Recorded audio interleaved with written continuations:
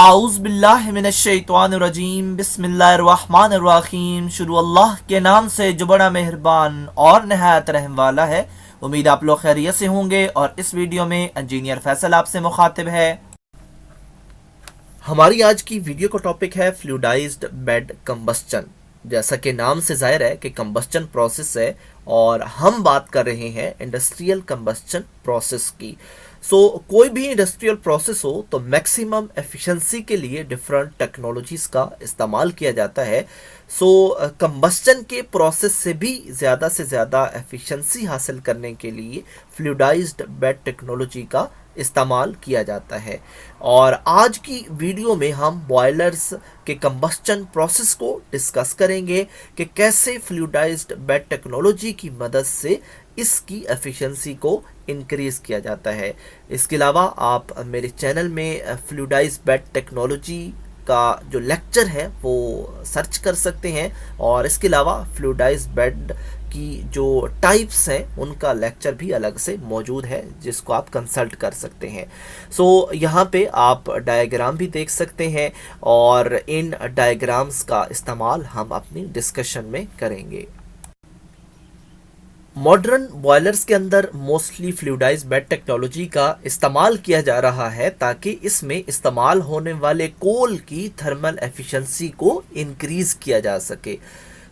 कोल की thermal efficiency को electricity production के लिए इस्तेमाल किया जाता है और फ्लूइडाइज्ड बेड टेक्नोलॉजी की मदद से 36% इलेक्ट्रिसिटी हासिल की जाती है। अगर हम पुरानी टेक्नोलॉजी की बात करें तो उसके अंदर कोल की पुल्वराइजेशन की जाती है और उसकी मदद से 30% तक इलेक्ट्रिसिटी डेवलप की जाती है। आप यहाँ पे खुद डिफरेंस ऑब्जर्व कर सकते हैं और देख सकते हैं कि हम फ्लूइडाइज्ड बेड टेक्नोलॉजी को क्यों डिस्कस कर रहे हैं और इसकी क्या इम्पोर्टेंस है।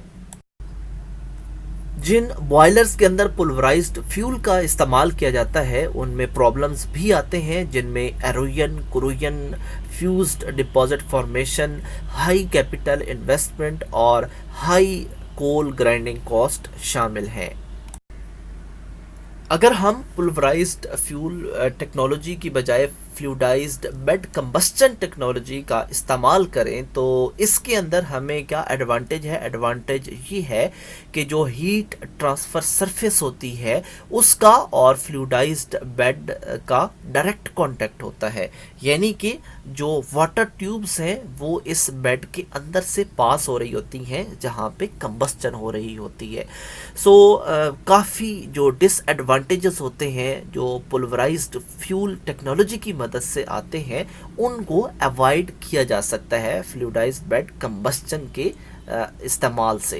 अगर हम फ्लूइडाइज्ड बेड कंबस्चन का इस्तेमाल करते हैं तो जो स्टीम डेवलप हो रही है और जो पावर जनरेशन डेवलप हो रही है उसकी कॉस्ट में कमी आ सकती है और आती है।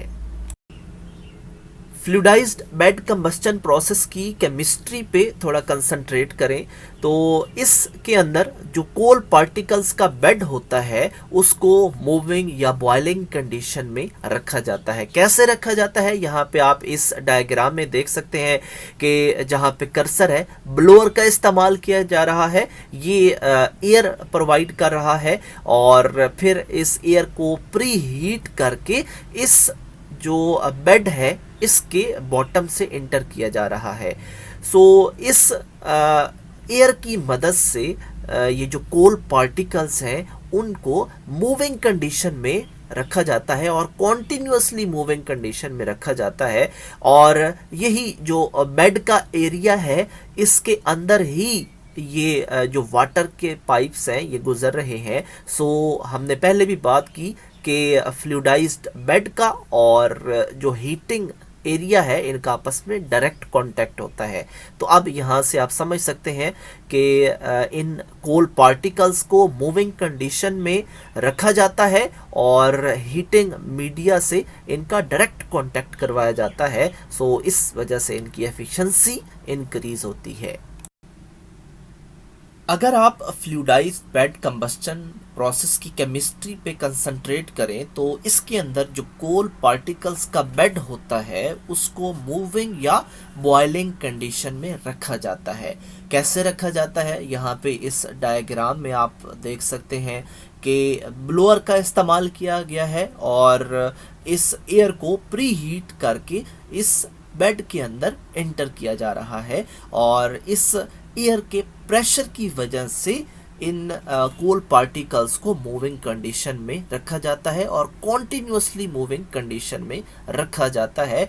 और यहाँ पे आप देख सकते हैं कि वाटर के पाइप्स भी गुजर रहे हैं और ये इसके अंदर ही होते हैं, यानी इस बेड का जो कंबस्चन एरिया है उसके अंदर से ये पाइप गुजर रहे हैं। सो इनका आपस में डायरेक्ट कांटेक्ट होता है और जो हमने पुलवराइज कोल टेक्नोलॉजी में प्रॉब्लम्स की बात की थी तो उन प्रॉब्लम से काफ़ी हद तक बचा जा सकता है क्योंकि इनका आपस में डायरेक्ट कांटेक्ट होता है।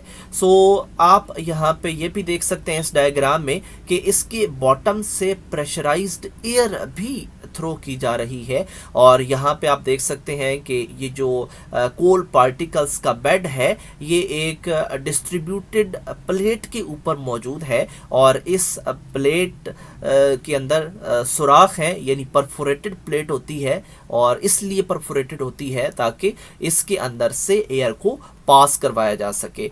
सो इस प्रेशराइज्ड एयर की मदद से भी उन कोल पार्टिकल्स को जो है वो मूविंग कंडीशन में रखा जाता है। और पर्पस क्या है इस फ्लूइडाइजेशन का? फ्लूइडाइजेशन का पर्पस ये है कि जो सॉलिड पार्टिकल्स हैं उनको स्टैटिक स्टेट से डायनामिक स्टेट में कन्वर्ट किया जा सके। तो आप जानते हैं स्टैटिक स्टेट का मतलब है कि मूविंग कंडीशन में ना होना, एक ही जगह पे होना।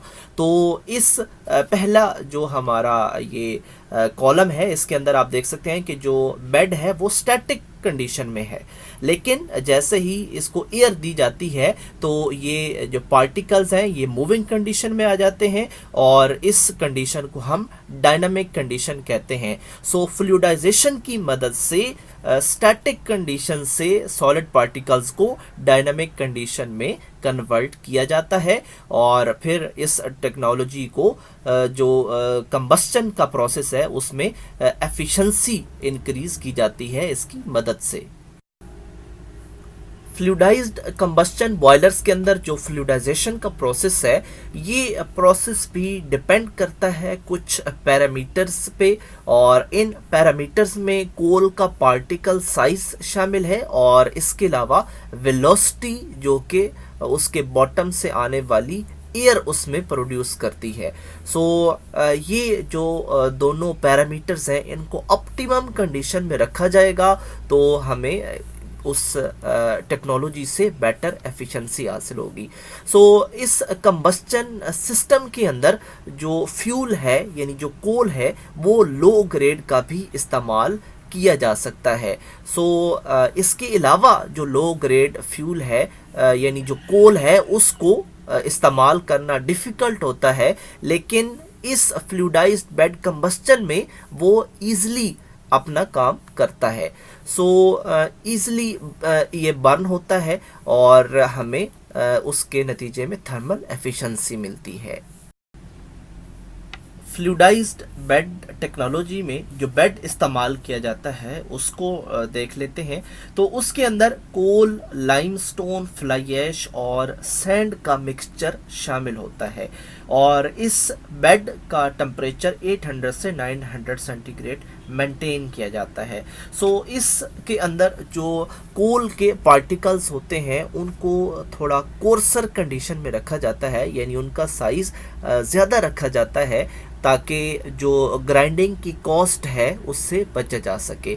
और इसका एक और फ़ायदा भी है, और फ़ायदा ये है कि जो अब्रेजन प्रॉब्लम्स होते हैं फाइन यानी पाउडर टाइप मटेरियल के जो अब्रेजन का प्रॉब्लम पैदा करते हैं उनसे भी बचा जा सकता है अगर हम इन पार्टिकल्स का साइज़ ज़्यादा रखेंगे।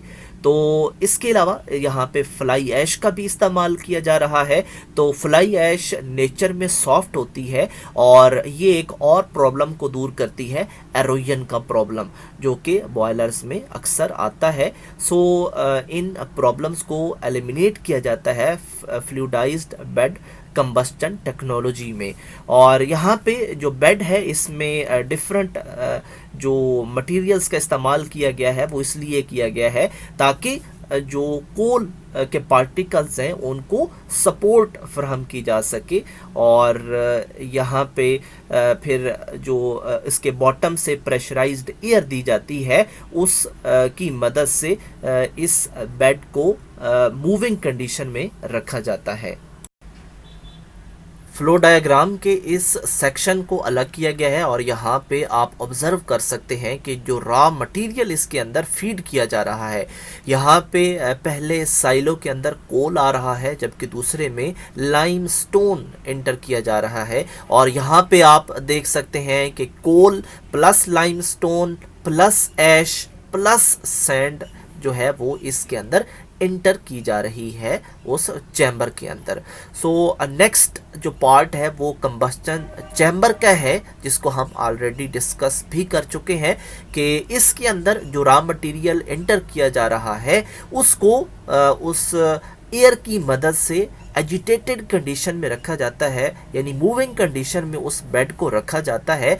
और जो एयर आ रही है उसका और जो हमने रॉ मटेरियल फीड करवाया है उनका आपस में अच्छी तरह कांटेक्ट भी होता है।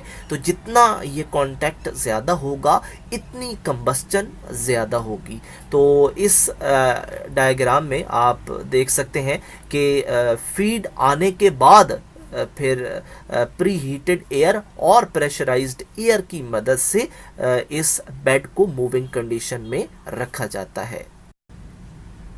कंबस्टन चैम्बर में कंबस्टन के प्रोसेस के बाद सबसे बड़ा काम होता है कंबस्टन के नतीजे में पैदा होने वाली हीट को उस चैम्बर के अंदर सेव रखना।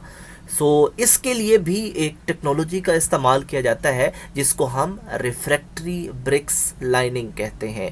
सो रिफ्रैक्टरीज का इस्तेमाल किया जाता है इस चैम्बर के अंदर। और इसके अलावा मैं आपको बताता चलूं कि मेरे चैनल के अंदर जो रिफ्रैक्टरी मटेरियल्स हैं, जो रिफ्रैक्टरी की डिफरेंट टाइप्स हैं, उनसे रिलेटेड अप्रॉक्स 15 वीडियोस मौजूद हैं जिनको आप कंसल्ट कर सकते हैं कि रिफ्रैक्टरी मटेरियल और रिफ्रैक्टरी ब्रिक्स और रिफ्रैक्टरी मटेरियल की कितनी टाइप्स होती हैं। सो हर एक को अलग अलग डिस्कस किया गया है। सो इसके अलावा वाटर कूल्ड केसिंग भी प्रोवाइड की जाती है। और जो हीट डेवलप हो रही होती है, अगर वो बहुत ज़्यादा हीट हो, यानी उससे अगर जो हमारा प्रोसेस है वो इफ़ेक्ट होने का ख़तरा हो, तो फिर उस जो वाटर कूल्ड केसिंग है उसकी मदद से उस हीट को, उस टेम्परेचर को मेंटेन किया जाता है। सो अगर बहुत ज़्यादा हीट डेवलप हो जाए तो उसके नुकसानात भी हैं, यानी जो स्लैगिंग का प्रोसेस है वो भी स्टार्ट हो सकता है, यानी जो कोल के पार्टिकल्स हैं वो स्लेग की शक्ल में भी जो है वो कन्वर्ट हो सकते हैं। सो उसकी वजह से भी प्रॉब्लम्स पैदा होते हैं। सो इस प्रॉब्लम से अवॉइड करने के लिए वाटर कूल्ड केसिंग प्रोवाइड की जाती है।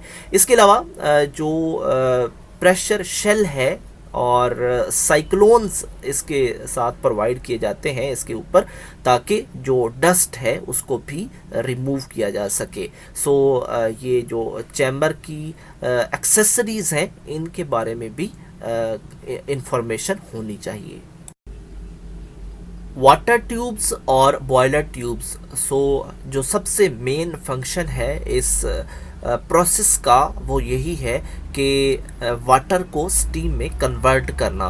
सो यहाँ पे आप डायग्राम में देख सकते हैं कि जो ब्लू कलर में यहाँ पे ट्यूब्स हैं ये वाटर ट्यूब्स ही हैं, यानी इनके एक साइड से वाटर इंटर हो रहा है जबकि अगली साइड से स्टीम आउट हो रही है। सो ये इस कंबस्चन प्रोसेस से डायरेक्ट हीट कंडक्ट करती हैं ट्यूब्स और ट्रांसफ़र करती हैं वाटर के अंदर, जिसकी वजह से उनकी फेज़ चेंज हो जाती है। सो अगर ये टेम्परेचर बहुत ज़्यादा हो तो फिर जो ट्यूब्स हैं वो डैमेज भी हो जाती हैं, और अगर टेम्परेचर कम हो तो जो कंबस्चन का प्रोसेस है वो लो टेम्परेचर की वजह से ख़त्म हो जाता है, सीज हो जाता है।